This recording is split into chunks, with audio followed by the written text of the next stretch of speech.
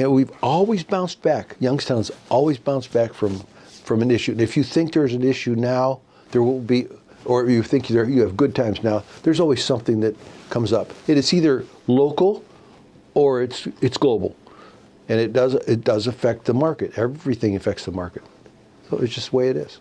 BusinessJournalDaily.com 3 Minutes With is brought to you by Farmers National Bank. Save, borrow, and invest with Farmers. Take heart knowing you're helping create a strong community. Mind your money at Farmers. Talk directly to local decision makers about your loans, investments, and insurance. Farmers, fiercely local, fiercely loyal. How is beyond real estate, how do you think the Mahoning Valley itself has changed, but whether for good or ill? Well, the biggest thing that I don't think people paid attention to was as the suburbs grew, people weren't paying attention to where those people were coming from. They were coming from the city. You know, I've worked in a declining market for my whole career. You know, the market's going down maybe 1%, and so all these, since I've been in business in '72, I saw all the growth in the suburbs.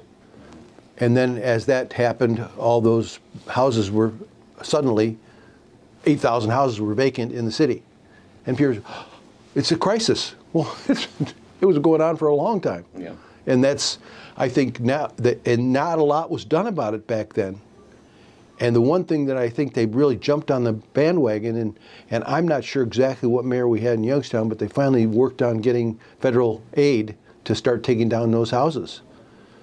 And, you know, it was the typical thing that all the major cities were going through. I grew up in Rochester, New York. Same thing, donut effect. The downtown was devastated. You know, they had major businesses. Now, Right, Xerox and Kodak, yeah. And Detroit was the same way. So Youngstown was no different. And I thought that back in the 80s, when we were losing our steel mills, Youngstown was on an island. You know, we were like no one else. We had major problems and nobody else did, but we weren't paying that close attention. Steel mills were going down in a lot of other places.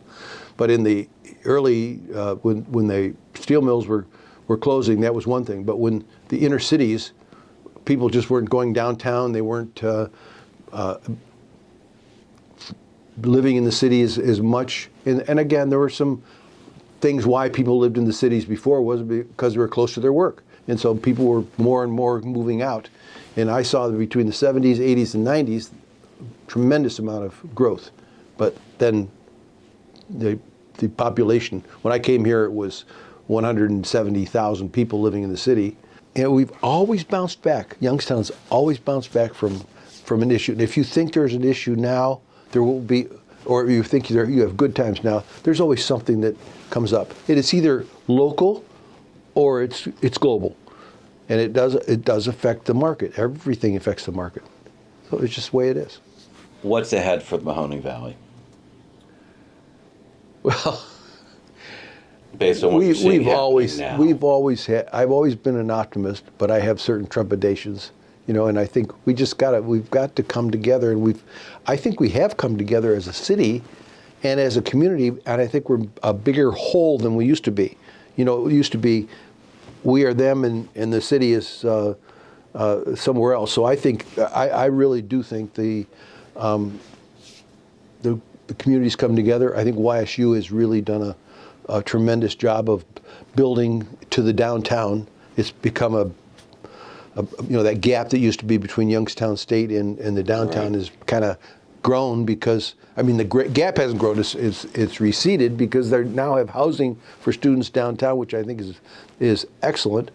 And since the commercial is down, the residential has gone up in the city. And I think that's made a big difference. I think we do need some grocery stores or some more retail in the downtown area.